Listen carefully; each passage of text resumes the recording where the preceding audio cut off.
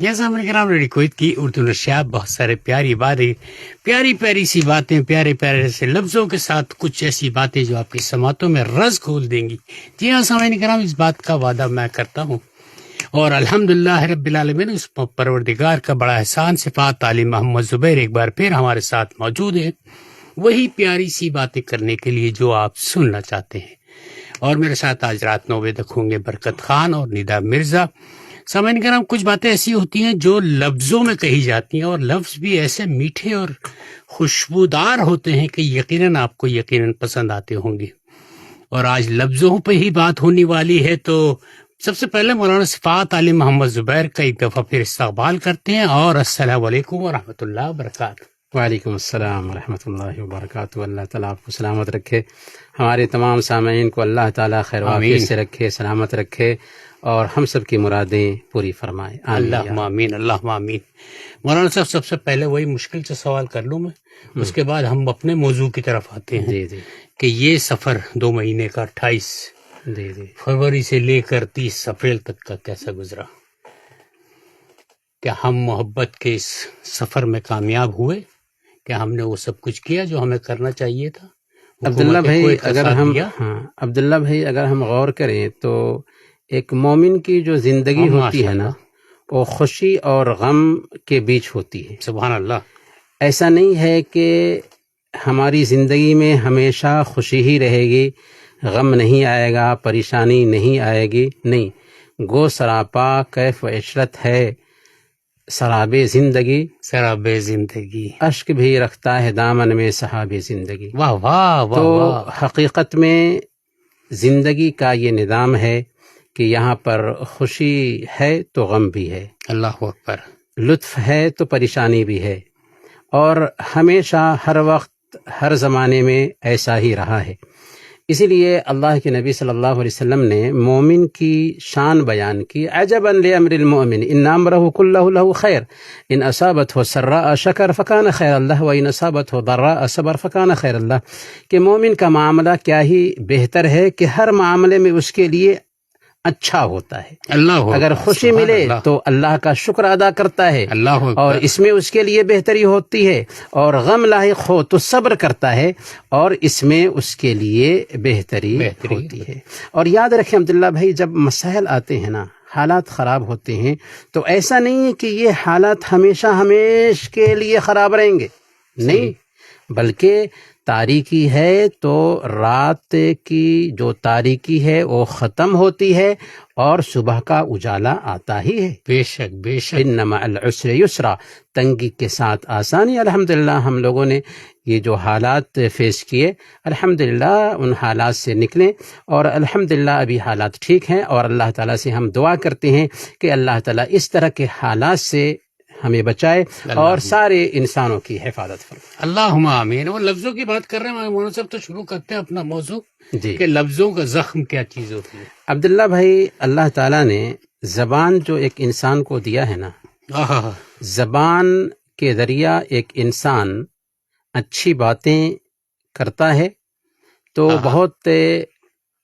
پیاری بات ہوتی ہے، اور اگر اس زبان سے اچھی بات نہیں کرتا ہے تو یہی دراصل زبان کا زخم ہوتا ہے۔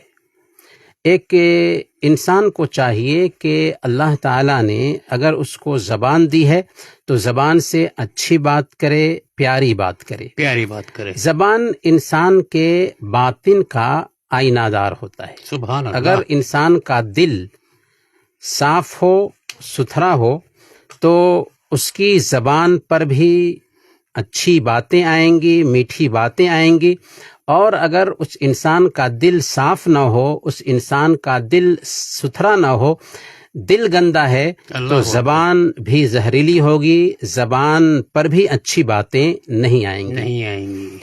اصل میں اگر ہم غور کریں تو دل کیسے ہے کہ اگر زبان کسی کی صحیح ہے تو اس سے پتہ چلتا ہے کہ اس کا دل بھی صحیح ہے، اگر زبان صحیح نہیں تو اس سے پتہ چلتا ہے کہ اس کا دل بھی صحیح نہیں۔ زبان ایک ایسی چھری ہے جو سرجری کے لیے استعمال ہو تو جان بچاتی ہے، اور اگر اس کا غلط استعمال ہو تو جان لے لیتی ہے۔ اللہ اکبر۔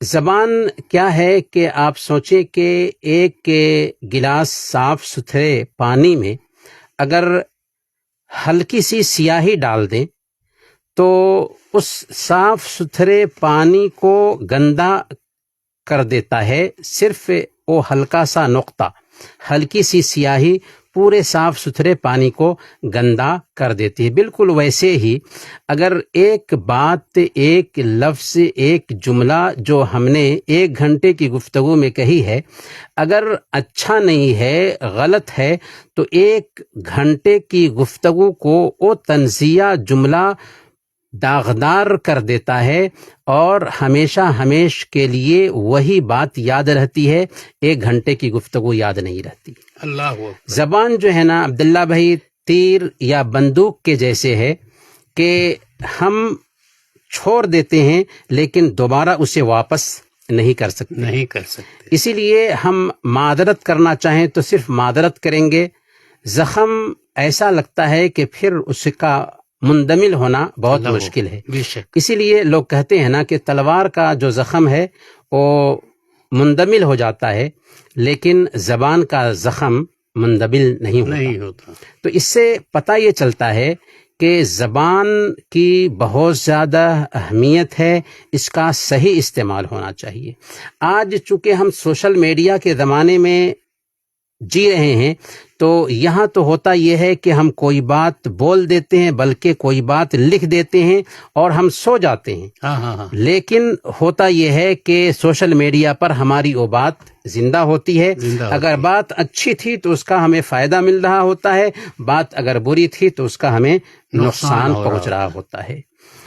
گھروں کی تباہی کے حالات پہ اگر ہم غور کریں تو چھوٹے سے الفاظ ہوتے ہیں کبھی کبھار کے کسی گھر کو تباہ کر دیتے ہیں، اور چھوٹے سے الفاظ ہی ہوتے ہیں کبھی کبھار جو گھر کو بنا دیتے ہیں۔ تو گویا کہ یہ لفظ کبھی کبھار سائلنٹ کلر بنتا ہے اگر اس کا صحیح استعمال نہ ہو تو۔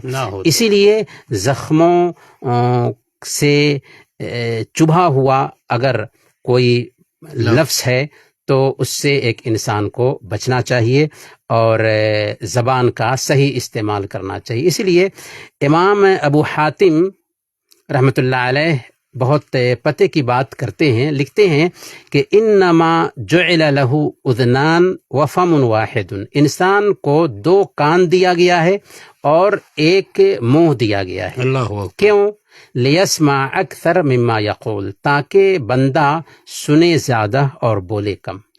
تو اس سے پتہ یہ چلتا ہے کہ ایک انسان کو چاہیے کہ اپنی زبان کا صحیح استعمال کرے اور غلط استعمال سے بچے۔ اللہ کے نبی صلی اللہ علیہ وسلم ایک پیاری سی حدیث میں بیان فرماتے ہیں، سنن ابی داؤد کی یہ حدیث ہے، جب ایک بندہ صبح کرتا ہے تو جسم کے سارے اعضاء و جوارح زبان سے کہتے ہیں اتق اللہ فینا، ہمارے بارے میں اللہ کا ڈر رکھنا، ہمارے بارے میں اللہ کا ڈر رکھنا، کیونکہ ہم تمہاری وجہ سے زندہ ہیں، تمہاری وجہ سے برقرار ہیں۔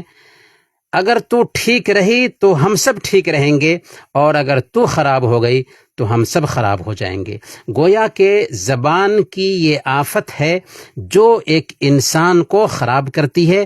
اسی لیے جب ایک انسان صبح کرتا ہے تو جسم کے سارے اعضاء و جوارح زبان سے گزارش کرتے ہیں کہ اے زبان تو ٹھیک رہنا، اگر تو ٹھیک رہے گی تو ہم سب ٹھیک رہیں گے، اگر تو خراب ہو جائے گی تو ہم سب خراب۔ اللہ اکبر۔ مولانا صاحب وہی بات ہے، بڑی بہترین قسم کی بات کہ 2 کان 1 زبان۔ جی کیا بات ہے، واہ واہ واہ واہ۔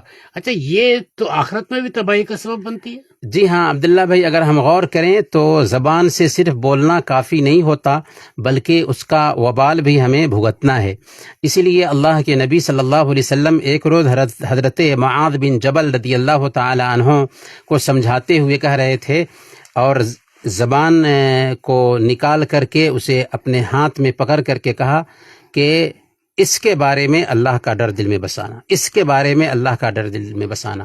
تو حضرت معاذ رضی اللہ تعالی عنہ نے پوچھا کہ اے اللہ کے نبی صلی اللہ علیہ وسلم، کیا زبان کی کاٹی ہوئی کھیتیاں کے بارے میں ہی ہم سے پوچھ گچھ ہونے والی ہے؟ کیا زبان کے بارے میں بھی ہم سے محاسبہ ہونے والا ہے؟ تو اللہ کے نبی صلی اللہ علیہ وسلم نے فرمایا کہ اے معاذ، وَهَلْ يَكُبُّ النَّاسَ فِي النَّارِ إِلَّا حَصَائِدُ أَلْسِنَتِهِمْ، کہ کیا لوگوں کو جہنم میں ان کی زبان کی کاٹی ہوئی کھیتیاں ہی نہیں لے جائیں گے؟ اللہ تو کہنے کا مطلب یہ ہے کہ زبان سے ایک انسان جو بولتا ہے، اگر یہ بات اچھی ہے تو زہ خوب، اگر یہ بات اچھی نہیں ہے تو یہی زبان کی کاٹی ہوئی کھیتیاں اس کو جہنم میں اوندھے منہ لے جانے والی ہے۔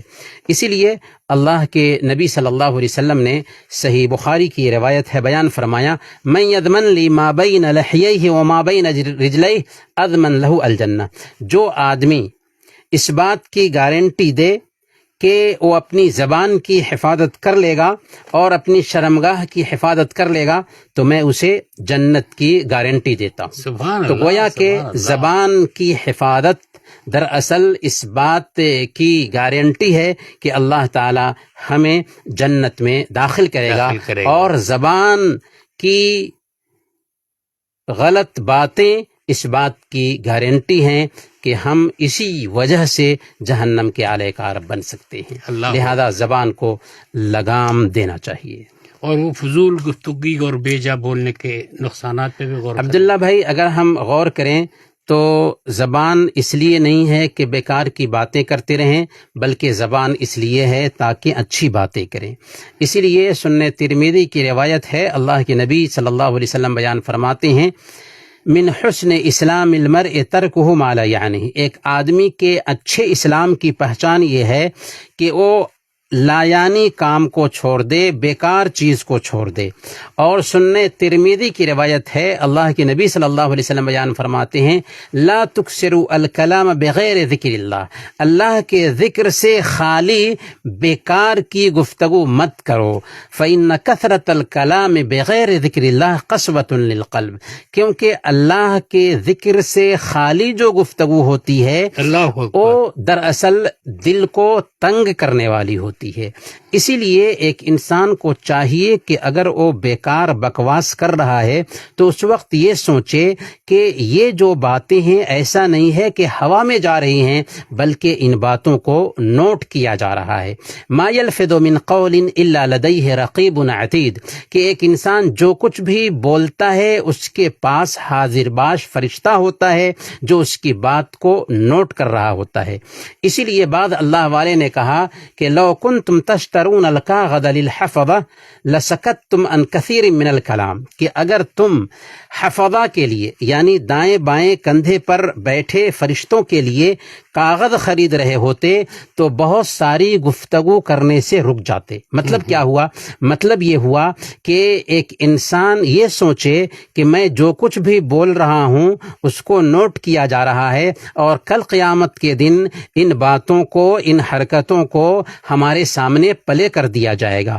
اور یہ اللہ والے جو کہتے ہیں کہ اگر تم حفظہ کے لیے دائیں بائیں کندھے پر بیٹھے فرشتوں کے لیے کاغذ خرید رہے ہوتے اور تمہارے پیسے لگ رہے ہوتے تو بہت ساری باتوں سے تم رک جاتے۔ تو کہنے کا مطلب یہ ہے کہ ایک انسان کو چاہیے کہ باتیں کرے تو اچھی کرے، ورنہ خاموش رہے۔ اللہ اکبر۔ اور اسی میں آگے بڑھیں گے اگر تو اس میں پھر وہ غیبت اور کسی کی عزت پر حملہ کرنے کی کیا حیثیت ہے؟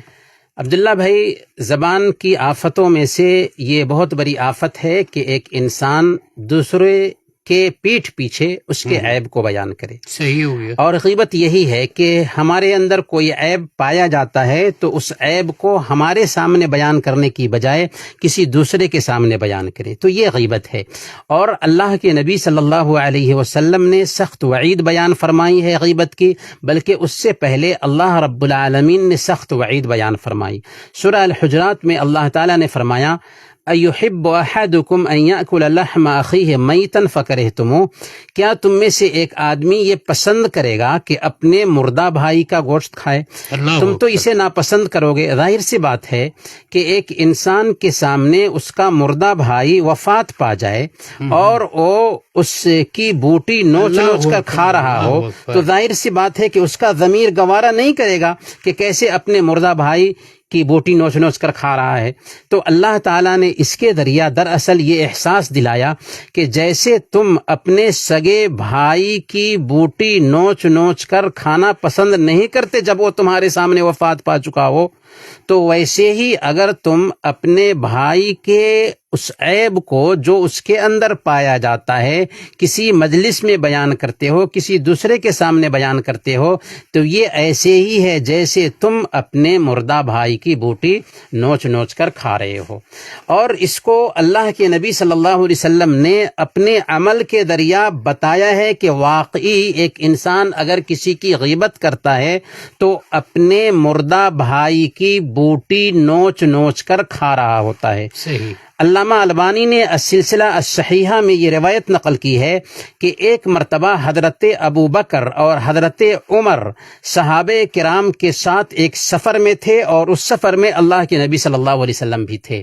حضرت ابو بکر اور حضرت عمر رضی اللہ عنہما کے ساتھ ان کا ایک خادم تھا۔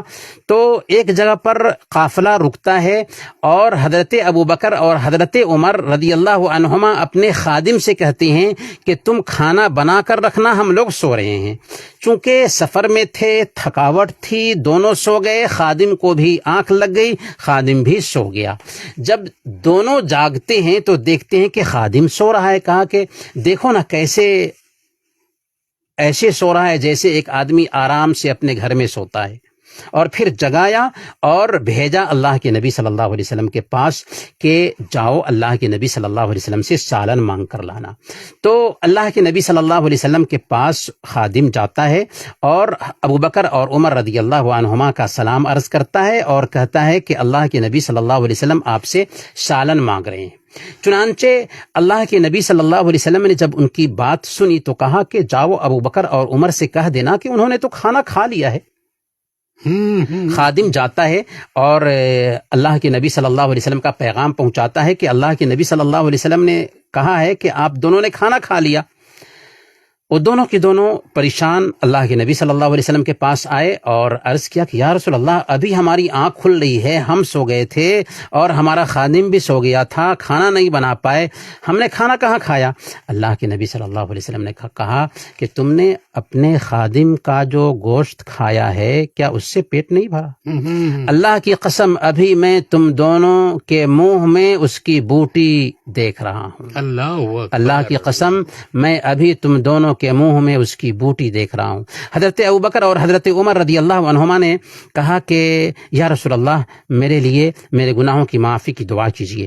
تو اللہ کے نبی صلی اللہ علیہ وسلم نے کہا کہ میں دعا نہیں کرتا، بلکہ جاؤ اسی سے معافی مانگو، اسی سے معافی مانگو جس کی تو نے غیبت کی ہے، اسی سے معافی مانگو جس کی تو نے غیبت کی ہے۔ تو بہت سخت وعید ہے ایسے لوگوں کے لیے جو دوسروں کے عیب کو دوسروں کے پاس بیان کرتے ہیں۔ یہ گھٹیا قسم کے لوگ ہوتے ہیں جو ایسی حرکت کرتے ہیں۔ اللہ کے نبی صلی اللہ علیہ وسلم جب کسی کی زبان سے اس طرح کی کوئی بات سنتے تھے تو سخت سے سخت نوٹس لیتے تھے۔ ایک مرتبہ کا واقعہ ہے، حضرت عائشہ صدیقہ رضی اللہ تعالی عنہ، سنن ابی داؤد کی یہ روایت ہے، حضرت صفیہ رضی اللہ تعالی عنہ کے بارے میں اللہ کے نبی صلی اللہ علیہ وسلم کے سامنے ہی کہتی ہیں کہ حسبک من صفیہ کذا و کذا، کہ صفیہ کا پستہ قد ہونا کافی ہے، یعنی وہ تو چھوٹی ہے، ناٹی ہیں اور آپ ان کو اتنا چاہتے ہیں۔ اللہ کے نبی صلی اللہ علیہ وسلم نے بیان فرمایا لقد قلت کلمة لو مزجت بماء البحر لمزجته۔ عبداللہ بھائی، تو نے ایسی بات کہہ دی ہے کہ اگر اسے سمندر کے پانی میں ملا دیا جائے تو سمندر کا پانی بھی گدلا۔ کتنی سخت بات ہے کہ ایک آدمی اگر کسی دوسرے کے عیب کو کسی دوسرے کے پاس بیان کر رہا ہے تو اللہ کے نبی صلی اللہ علیہ وسلم بیان فرماتے ہیں کہ اس بات کو اگر سمندر کے پاک پانی میں ڈال دیا جائے تو سارا کا سارا پانی گدلا ہو جائے. اسی لیے معراج کا واقعہ اللہ کے نبی صلی اللہ علیہ وسلم نے بیان فرمایا کہ معراج کے موقع سے میں نے کچھ لوگوں کو دیکھا کہ ان کے ناخن تانبے کے تھے. اللہ اکبر. اور اس سے وہ اپنے چہروں کو اور اپنے سینوں کو نوچ رہے تھے. میں نے جبریل سے پوچھا کہ یہ کون لوگ ہیں کہ ان کے ناخن تانبے کے ہیں اور ان سے اپنے چہروں اور اپنے سینوں کو نوچ رہے ہیں؟ تو جبریل امین نے کہا ہؤلاء الذین یأکلون لحوم الناس ویقعون فی اعراضہم. یہ وہ لوگ ہیں جو لوگوں کا گوشت کھاتے تھے اور ان کی عزت پامال کرتے تھے. تو ذرا غور کیجئے کہ لوگوں کی غیبت کرنا، لوگوں کی عیب جوئی کرنا، لوگوں کے عیب کو دوسروں کے سامنے بیان کرنا کتنا سخت وعید ہے اس کی. لہذا ایک آدمی اگر ان باتوں کو حاضر دماغ کر کے سنے گا اور اس کو ذہن میں اتار لے گا تو کسی بھی صورت میں غیبت کے لیے جرأت نہیں کر سکتا. اللہ اکبر. اور چغل خوری بھی اسی زمرے میں آتی ہے.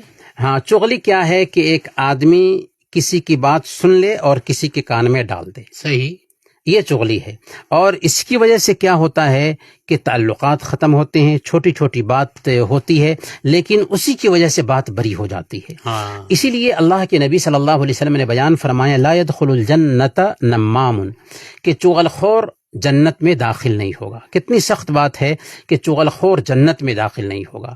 اور صحیح بخاری اور صحیح مسلم کی روایت ہے، اللہ کے نبی صلی اللہ علیہ وسلم کا ایک مرتبہ ایک قبر کے پاس سے گزر ہوا تو آپ نے فرمایا کہ ان دو قبر والوں کو عذاب ہو رہا ہے، اور کسی بڑی بات کی وجہ سے عذاب نہیں ہو رہا ہے، بلکہ ان میں سے ایک آدمی ایسا تھا جو پیشاب کے چھینٹوں سے نہیں بچتا تھا، اور دوسرا آدمی ایسا تھا جو چغل خوری کیا کرتا تھا. تو آپ غور کریں کہ اگر ہماری زندگی میں یہ عادت ہے کہ ہم دوسروں کا عیب بیان کرتے ہیں تو یاد رکھیں کہ جہنم کے عذاب سے بھی محفوظ نہیں ہوں گے بلکہ جنت میں داخلہ بھی مشکل ہو جائے گا. کیونکہ اللہ کے نبی صلی اللہ علیہ وسلم نے بیان فرما دیا ہے کہ لا يدخل الجنت قطات، چغل خور جنت میں نہیں جائے گا. بلکہ اتنی سخت بات اللہ کے نبی صلی اللہ علیہ وسلم نے بیان فرمائیں کہ ان شر الناس ذو الوجہین، کہ لوگوں میں سب سے برا آدمی وہ ہوتا ہے جو دو چہرے والا ہوتا ہے، ڈبل اسٹینڈرڈ رکھتا ہے، دو چہرے والا ہوتا ہے، جو ایک آدمی کے پاس آتا ہے تو ایک طرح سے بات کرتا ہے اور دوسرے آدمی کے پاس جاتا ہے تو دوسرے طریقے سے بات کرتا ہے. تو ڈبل اسٹینڈرڈ اور دوہرا رخ رکھنے والا، دوہرا چہرہ رکھنے والا انسان بہت ہی گھٹیا انسان ہوتا ہے. تو ایک انسان کو چاہیے کہ جیسے وہ سامنے میں ہے ویسے ہی پیٹھ پیچھے بھی رہے، اور دوسروں کی بات سن کر کے کسی دوسرے کے کان میں نہ ڈالے. اس کی وجہ سے تعلقات خراب ہوتے ہیں اور فساد تک ہو جاتا ہے، اختلاف تک ہو جاتے ہیں اور مسائل پر مسائل پیدا ہونے لگتے ہیں. اسی لیے ہماری شریعت نے چغل خوری سے، غیبت سے سختی کے ساتھ منع کیا ہے. اور ابھی آپ سوشل میڈیا وغیرہ کی ذکر کر رہے تھے، ایک نارمل سی بات ہوتی ہے سوشل میڈیا پہ لوگ گالیاں دیتے ہیں، لعنت بھیجتے ہیں، یعنی کہ اس کا کیا ہے؟ جی عبداللہ بھائی، لعنت بھی ایک ایسی بلا ہے کہ ہماری گفتگو کی ڈکشنری میں یہ لفظ نہیں آنا چاہیے. لام عین نون تا لفظ نہیں آنا چاہیے ہماری گفتگو کی ڈکشنری میں. کیوں؟ اس لیے کہ سنن ابی داؤد کی ایک روایت آتی ہے، اللہ کے نبی صلی اللہ علیہ وسلم بیان فرماتے ہیں کہ جب ایک انسان کسی دوسرے پر لعنت بھیجتا ہے تو اس انسان پہ جانے کی بجائے وہ لعنت آسمان پر جاتی ہے. آسمان کے دروازے اس کے لیے بند کر دیے جاتے ہیں تو زمین پہ آتی ہے. زمین پہ آنے کے بعد دائیں طرف بائیں طرف ہر طرف کھوجتی ہے جگہ، لیکن ہر طرف کے دروازے اس کے لیے بند کر دیے جاتے ہیں. تو اب اگر جس کو اس نے لعنت بھیجا ہے وہ اس کا مستحق ہوتا ہے تو اس تک وہ لعنت جاتی ہے، اور اگر اس کا مستحق نہیں ہوتا تو لعنت بھیجنے والے پر لوٹ کر آ جاتا. اللہ اکبر. کتنی سخت بات ہے کہ لعنت کا کہ الفاظ ہم نے زبان سے نکلا، یہ الفاظ جاتے ہیں آسمان کی طرف آسمان کے دروازے بند کر دیے جاتے ہیں، دائیں بائیں جاتے ہیں، دائیں بائیں کہیں جگہ نہیں ملتی، تب جس کے اوپر لعنت بھیجی گئی ہے اس کی طرف یہ لعنت جاتی ہے۔ اگر اس کا مستحق تھا تو ٹھیک، اگر مستحق نہیں تھا تو لعنت بھیجنے والے پر وہ لوٹ کر آ جاتی ہے۔ اللہ اسی لیے اللہ کے نبی صلی اللہ علیہ وسلم بیان فرماتے ہیں لا یکون لعنون شفعاء ولا شہداء یوم القیامہ، کہ لعنت بھیجنے والے سفارش کرنے کا حق نہیں رکھیں گے، لعنت بھیجنے والے کسی کے گواہ نہیں بنیں گے۔ تو گویا کہ لعنت بھیجنے والے سخت وعید سے دوچار ہونے والے ہیں۔ اسی لیے اللہ کے نبی صلی اللہ علیہ وسلم بیان فرماتے ہیں ومن لعن مؤمنا فهو كقتله، جو آدمی کسی مومن کو لعنت بھیجتا ہے وہ گویا کہ اس کو قتل کر دیا۔ صحیح ہو تو اس سے پتہ یہ چلتا ہے کہ لعنت کے الفاظ ہماری لغت گفتگو میں نہیں ہے، سے نکل جانے چاہیے۔ نکل جانے چاہیے۔ اور اسی سے آگے تھوڑا سا آگے بڑھائیں بات کو، کوئی جھوٹ بولنے ہیں، خاص طور پر کاروبار میں لوگ عموماً کہتے ہیں کہ قسم سے اس سے یہ تو مجھے اتنے کا ہی ہے، اور قسم سے قسمیں بھی کھانے لگ جاتے ہیں۔ جی عبداللہ بھائی صحیح بات کیا ہے۔ یہ کاروبار میں ہے صحیح؟ جھوٹ ایک ایسی بلا ہے کہ تمام برائیوں کی جڑ بن جاتا ہے، اور ایک جھوٹ جب ایک انسان بولتا ہے تو اس کو چھپانے کے لیے اس کو 100 جھوٹ بولنا پڑتا ہے۔ صحیح بات ہے، بے شک صحیح بات ہے۔ اسی لیے اللہ کے نبی صلی اللہ علیہ وسلم نے اس کو منافق کی پہچان کہا ہے۔ اللہ اکبر، آیت المنافق اللہ اکبر۔ ثلاث اذا حدث کذب، کہ منافق کے 3 پہچانیں، اس میں سے ایک پہچان بتائی کہ جب بات کرے تو جھوٹ بولے۔ جھوٹ بولے تو جھوٹ ایک مسلمان کی پہچان نہیں ہے، اور جھوٹ کے بارے میں سخت سے سخت وعید بیان فرمائی۔ اللہ کے نبی صلی اللہ علیہ وسلم نے کہا کہ علیکم بالصدق، سچائی اختیار کرو، اس لیے کہ سچائی ایک انسان کو نیکی کی طرف لے جاتی ہے، اور نیکی ایک انسان کو جنت کی طرف لے جاتی ہے۔ اللہ اور اکبر۔ ایک انسان سچ بولتا رہتا ہے اور سچائی کی تلاش میں لگا رہتا ہے، یہاں تک کہ اللہ کے پاس الصادق، سچا لکھ دیا جاتا ہے۔ اور جھوٹ سے بچو، اس لیے کہ جھوٹ ایک انسان کو گناہ کی طرف لے جاتا ہے، اور گناہ ایک انسان کو جہنم کی طرف لے جاتا ہے۔ اور ایک انسان جھوٹ بولتا رہتا ہے اور جھوٹ کی تلاش میں لگا رہتا ہے، یہاں تک کہ اللہ کے پاس بھی وہ جھوٹا لکھ دیا جاتا ہے۔ اللہ اکبر، اور اللہ اکبر۔ ایک انسان جھوٹ بولتا رہتا ہے اور جھوٹ کی تلاش میں لگا رہتا ہے، یہاں تک کہ اللہ کے پاس بھی وہ جھوٹا لکھ دیا جاتا ہے۔ اللہ تو اس سے ہم اندازہ لگا سکتے ہیں کہ جھوٹ کی کتنی سخت وعید ہے۔ اسی لیے ایک آدمی کو چاہیے کہ سچائی کا عادی بنے اور جھوٹ سے پرہیز کرے۔ بے بلکہ شک۔ عبداللہ بھائی، اگر آپ شریعت کے نصوص پہ غور کریں گے تو جھوٹ کی کتنی وعید بیان کی ہے۔ ایک انسان جب مر جاتا ہے اور جھوٹ بولتے ہوئے مرا ہے تو قبر میں اس کو کیا سزا ملے گی۔ صحیح بخاری میں ایک روایت آتی ہے، جابر بن سمرہ کی لمبی روایت ہے، اس میں اللہ کے نبی صلی اللہ علیہ وسلم بیان فرماتے ہیں کہ 2 آدمی آئے میرے پاس اور مجھے ایک جگہ لے کر کے گئے۔ وہ جبریل تھے اور ان کے ساتھ ایک ساتھی تھے جبریل کے، اور لے کر کے گئے۔ تو چونکہ لمبی حدیث ہے، اس میں اللہ کے نبی صلی اللہ علیہ وسلم بیان فرماتے ہیں کہ میرا گزر ایک ایسے آدمی کے پاس سے ہوا جو چت لیٹا ہوا ہے، صحیح۔ اور اس کے پاس ایک آدمی ہے جس کے پاس لوہے کے آنکڑے ہیں، اور وہ آدمی اس کے جبرے کو گدی تک چیرتا ہے، اللہ اکبر، پھر اس کے نتھنے کو گدی تک چیرتا ہے، اللہ اکبر، پھر اس کی آنکھ کو گدی تک چیرتا ہے۔ ایک جانب جب چیر لیتا ہے اور دوسری جانب آتا ہے تو دوسری جانب بھی جبرے کو گدی تک چیرتا ہے، نتھنے کو گدی تک چیرتا ہے، اور آنکھ کو گدی تک چیرتا ہے۔ ایک طرف چیرا تو دوسری طرف کا ٹھیک ہو جاتا ہے، اور لگاتار ایسی ہی سزا اس کو مل رہی ہے۔ پوچھا جبریل امین سے کہ یہ کون ہے جس کو اس طرح کی سزا مل رہی ہے؟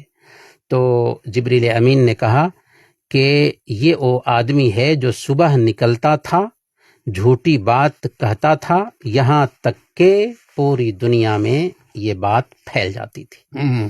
آج کے زمانے میں سوشل میڈیا کا زمانہ ہے، اے آئی کا زمانہ ہے، اس زمانے میں ہم آسانی سے سمجھ سکتے ہیں کہ ایک چھوٹی سی بات ہم نے گڑھی تھی اور اس کو سوشل میڈیا پر پھیلا دیا، کیسے وہ بات ہر جگہ پھیل جاتی. صحیح بات ہے. سخت سے سخت وعید بیان کی گئی ہے ایسے لوگوں کے لیے جو اس طرح کی جھوٹی باتیں پھیلاتے ہیں. اگر کوئی انسان نادانی میں بھی اس طرح کی بات بیان کرتا ہے تو اس کے بارے میں بھی سخت وعید ہے. یہاں تک کہ ہمارے لیے اس بات کی بھی گنجائش نہیں ہے کہ ہم اپنے بچوں سے بھی جھوٹ بولیں. صحیح بات ہے. سنن ابی داؤد کی روایت ہے، عبداللہ بن عامر رضی اللہ تعالیٰ عنہ صحابی رسول ہیں، چھوٹے تھے تو اللہ کے نبی صلی اللہ علیہ وسلم ان کے گھر گئے. اللہ کے نبی صلی اللہ علیہ وسلم ان کے پاس تشریف رکھتے تھے کہ ان کی ماں نے ان کو بلایا، عبداللہ ادھر آؤ، عبداللہ ادھر آؤ. تو اللہ کے نبی صلی اللہ علیہ وسلم نے فوراً پوچھا، کیونکہ بلاتے وقت اشارہ تھا کہ ہم کچھ دینا چاہ رہے ہیں. اللہ کے نبی صلی اللہ علیہ وسلم نے پوچھا کہ کیا دینا چاہ رہی ہو؟ تو انہوں نے کہا کہ ایک کھجور دینا چاہ رہی ہوں. اللہ کے نبی صلی اللہ علیہ وسلم نے کہا لو لم تعطیہ شیئا کتبت علیک کذبا، اگر اس بچے کو کچھ نہ دیتی تو یہ بھی تمہارے خلاف جھوٹ لکھا جاتا. اللہ اکبر. یعنی ذرا تصور کیجئے کہ عام طور پر مائیں اپنے بچوں کو یوں بلاتی ہیں کہ بیٹا ادھر آؤ میں تم کو دیتی ہوں، کچھ بول بھی دیتی ہیں حالانکہ کچھ دینا نہیں چاہتی، صرف اس لیے کہ بچے کو بلائے. یہ جھوٹ ہے. اور اس طریقے سے بھی ہم گویا کہ اپنے بچے کو عادی بنا رہے ہیں جھوٹ بولنے کے. تو بہرحال جھوٹ سے بچنا چاہیے. اور عبداللہ بھائی آپ نے کہا کاروبار میں جھوٹ، خاص طور پر خرید و فروخت میں جھوٹ. صحیح بات. تو یہ جھوٹ بھی بہت سخت جھوٹ ہے، اس سے کاروبار کی برکت چلی جاتی ہے. اللہ کے نبی صلی اللہ علیہ وسلم نے صحیح مسلم کی روایت کے مطابق بیان فرمایا ثلاثۃ لا یکلمہم اللہ یوم القیامہ ولا یزکیہم ولا ينظر الیہم ولہم عذاب علیم، کہ 3 طرح کے لوگ ایسے ہیں کہ جن سے کل قیامت کے دن بات نہیں کرے گا، نہ ان کی طرف دیکھے گا اور نہ ہی ان کو پاک صاف کر کے جنت میں داخل کرے گا.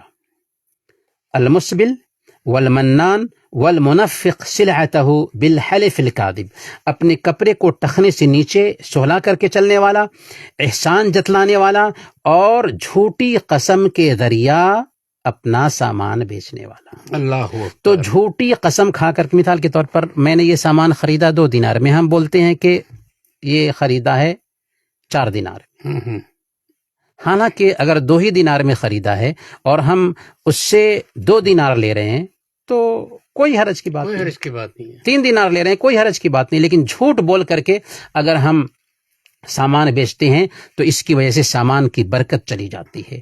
اللہ کے نبی صلی اللہ علیہ وسلم بیان فرماتے کہ جھوٹی قسم سے سامان تو بک جاتا ہے لیکن اس کی برکت ختم ہو جاتی رہتی ہے.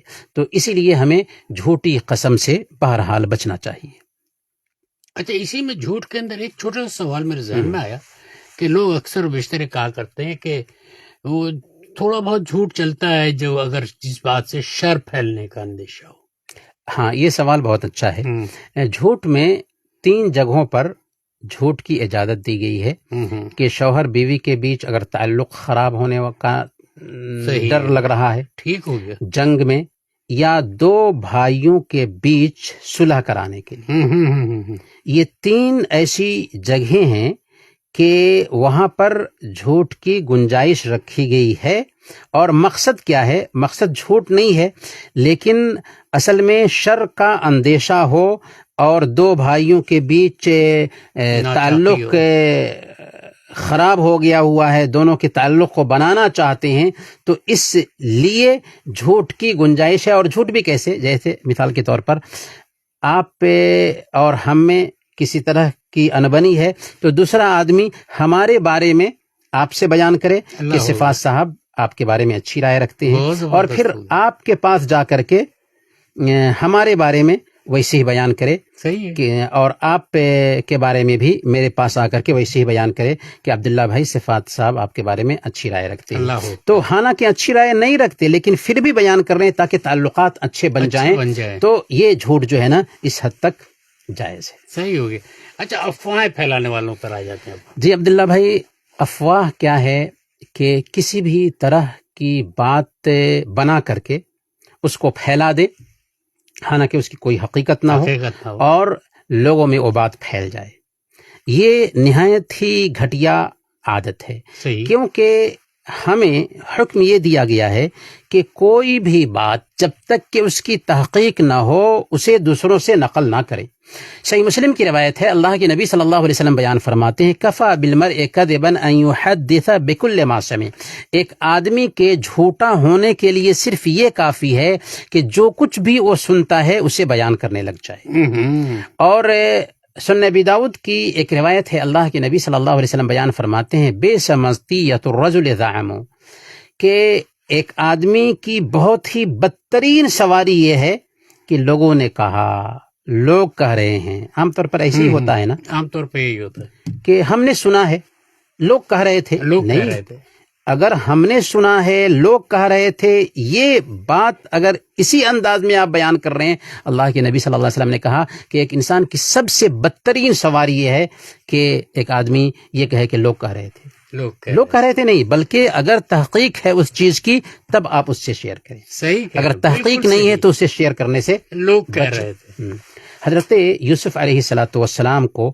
اسی افواہ کی وجہ سے جیل میں ڈالا جاتا ہے۔ اللہ اکبر، صحیح بات ہے، جی، افواہ بنا کر کے پیش کیا عزیز مصر کی بیوی نے، اور اس کی وجہ سے حضرت یوسف علیہ السلام جیل میں چلے گئے۔ صحیح، اور غزوہ بنو المصطلق کے موقع سے صدیقہ بنت صدیق حضرت عائشہ طاہرہ مطہرہ رضی اللہ تعالی عنہا کی عزت پر حملہ کیا تھا منافقوں کے سردار عبداللہ بن ابی نے، اور اس کو اس انداز میں پیش کیا مدینہ کی اللہ گلیوں میں اکبر، کہ اللہ اکبر، صحابہ تک اس سے فتنے سے دوچار ہو گئے تھے۔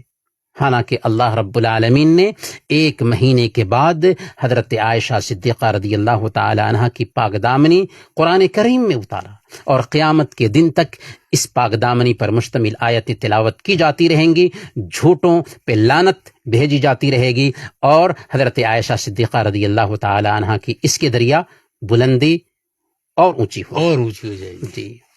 اور آخر میں وہی جہاں سے ہم نے شروع کیا تھا، لفظوں کے زخم، اس کا علاج کیا ہو؟ یہ اس کا علاج کیا ہوگا؟ جی عبداللہ بھائی، صحیح بات ہے۔ عبداللہ بھائی، سب سے پہلے ہمیں چاہیے کہ بات بولنے سے پہلے سوچیں، خاموشی اختیار کریں۔ ہاں، یہ بہت اچھی بات، سب سے پہلے خاموشی، اور بولنا چاہ رہے ہیں تو 3 سیکنڈ کے لیے سوچ لیں کہ کیا یہ بات سچی ہے، صحیح ہو گیا، بالکل، کیا بولنا ضروری ہے، اور کیا اگر ہم یہ بات بولیں گے تو کسی کا دل تو نہیں دکھے گا۔ صحیح بات ہے، بہت اچھی بات یہ ہے، پہلے نمبر پر۔ دوسرے نمبر پر چاہیے کہ زبان اس لیے نہیں ہے کہ ہم خواہ مخواہ ادھر ادھر کی باتیں کریں، بلکہ زبان کو ذکر سے آباد کریں، بے شک، اللہ کی یاد سے آباد کریں، قرآن کی تلاوت سے آباد کریں۔ اور تیسرے نمبر پر معلومات آتھینٹک ذرائع سے حاصل کرنے کی کوشش کریں۔ اگر ہم معلومات آتھینٹک ذرائع سے حاصل کریں گے تو کسی طرح کا مسئلہ نہیں ہوگا۔